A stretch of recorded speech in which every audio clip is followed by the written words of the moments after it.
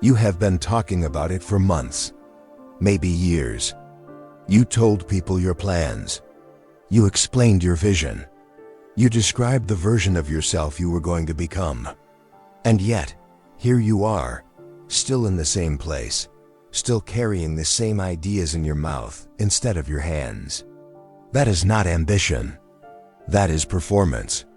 There is a specific kind of man who never stops talking about what he is going to do, and there is another kind of man who has already been doing it while you were still speaking.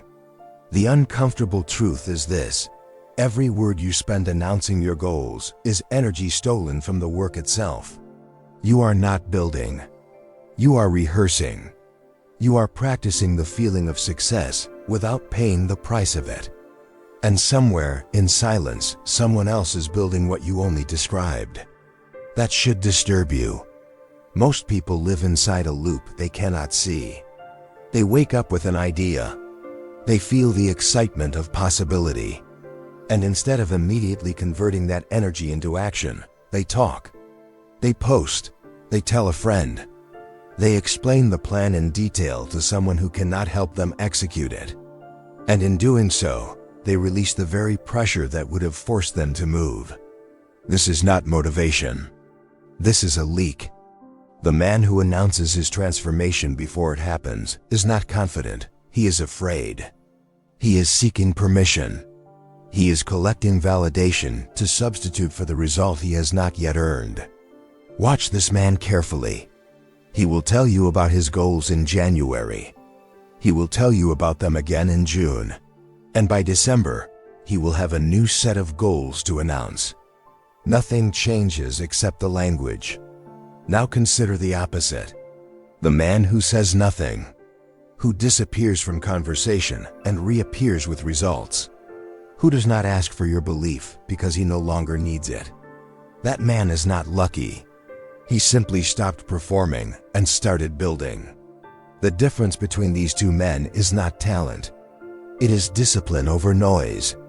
Stoicism is not a philosophy of feelings.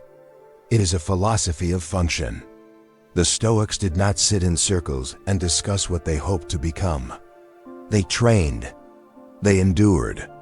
They built their character through deliberate action repeated in private, day after day, without applause and without complaint. At the center of Stoic thought is a radical idea. You cannot control what people think of you, what happens around you, or how the world responds to your effort. The only thing you can control is your own conduct, what you do, how you think, how you respond. Everything else is noise. And the Stoics treated noise with contempt. They were not interested in image. They were not building a reputation through words. They were building a life through discipline. This is the philosophy that must replace your current operating system. Not the philosophy of feeling motivated. Not the philosophy of waiting until conditions are perfect. The Stoic philosophy demands one thing from you right now, in this moment: act. Not later. Not after you explain it to someone. Act, build, move, and do it with the silence of a man who knows that his results will speak long after his words have been forgotten. Marcus Aurelius ruled the most powerful empire on earth, and yet his private journals, never meant to be published, contain no boasting, no announcements, no declarations of greatness. What they contain is self-interrogation, commands to himself, reminders to do the work, to think clearly, to act justly regardless of recognition. He was not performing for Rome.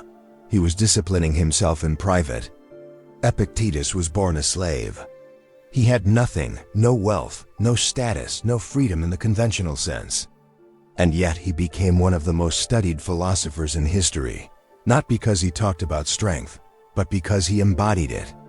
He taught that the quality of your inner life, your choices, your discipline, your silence under pressure, was the only freedom that could never be taken from you. Seneca, in his letters, wrote about wasted time with a ruthlessness that should make every modern man uncomfortable. He did not romanticize laziness or excuse distraction. He called it what it was: the slow destruction of a life. These men did not build their legacy by explaining it. They built it by living it, one disciplined action at a time, in the quiet hours when no one was watching. Here is what modern science confirms, and what the Stoics understood through observation alone. The brain cannot distinguish between talking about a goal and making progress toward it. When you announce a plan, your brain releases dopamine, the same chemical released when you actually achieve something. You get the feeling of progress without doing the work. You get the reward without paying the cost. This is why people talk more than they act. Talking is easier. It is safe. If you never attempt something, you can never fail at it. But if you announce it loudly enough, you feel the thrill of pursuit without the risk of exposure. This is comfort addiction disguised as ambition, and it is quietly destroying you. Every conversation about what you plan to do is a small dose of false progress that reduces your actual drive to move. You are medicating your urgency with words. Here is the hard truth that most people will refuse to accept. You are not struggling because the world is against you. You are struggling because you keep choosing the feeling of building over the act of building. One is a simulation. The other is the only thing that will change your life. Stop, right now, stop. Not reading. Stop the internal narrative that says you are different, that your situation is more complicated, that the principles being described here do not fully apply to you. They do. Listen carefully. Where in your life are you talking instead of building? Where are you explaining your vision to people who are not going to do the work for you? Where are you waiting for someone to believe in your plan before you commit to it? You already know the answers. You have known them for some time. The problem is not information, it is execution. You have consumed enough content. You have made enough plans. You have explained yourself enough. The question that matters right now is a simple one. What would change in your life if you went completely silent about your goals for the next 90 days and simply worked? Answer that. Then do that. This is the code. Not a set of tips. Not suggestions. A code of conduct for the man who has decided to stop performing and start building. First, you do not announce what you are working on. Not to friends. Not on social media. Not in casual conversation. The work is private until the results make it visible. This is not arrogance, it is protection. You are protecting your energy from the erosion of premature exposure. Second, you build every single day, regardless of mood. Discipline is not something you feel, it is something you do. The man who only works when he is motivated is not building, he is reacting. The builder shows up when it is inconvenient, when he is tired, when no one is watching, and no one will know.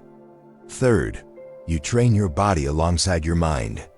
Physical discipline creates mental discipline.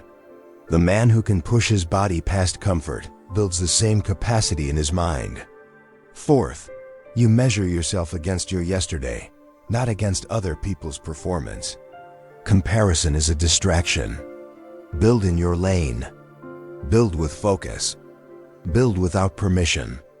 The results are coming, but only if you stop talking long enough to let them arrive. There was a man who spent 3 years telling people he was going to build a business. He had the conversations. He had the ideas. He had the enthusiasm in his voice every time the subject came up. Nothing happened. Then one day, without announcement, he stopped talking about it entirely. He blocked the hours. He did the work before the city woke up. He failed privately, adjusted privately, and kept moving. He did not post about the process. He did not update anyone on his progress. 18 months later, people who had known him for years began to notice that something had shifted. Not because he told them, because the results were now impossible to ignore. They asked him when he had started. He told them the date. They were shocked that much time had passed and they had heard nothing. That silence was not absence. That silence was construction. That is the difference. You are not the man who talks anymore. That version of you served its purpose. It kept you comfortable while you were not yet ready to confront the work. But you are reading this because something in you already knows it is time to shift. You are becoming a builder. Not because it sounds powerful, but because you are beginning to understand that results are the only language that cannot be faked, cannot be argued with, and cannot be taken from you. Every day you work in silence, you are writing a sentence in that language. Keep writing. The story is already changing. Let this be the last script you consume before you do something. Not tomorrow, today. Close the tab after this. Open whatever you have been avoiding. Do the thing you have been describing. The world does not owe you recognition for your intentions. It only responds to your actions. Build something real. Build it quietly. Build it consistently. And when the results arrive, and they will arrive, you will not need to explain yourself to anyone. Your life will have already made this statement. Say less, build more. If this confronted something in you, subscribe and stay in this space. Drop one word in the comments, builder. That is all.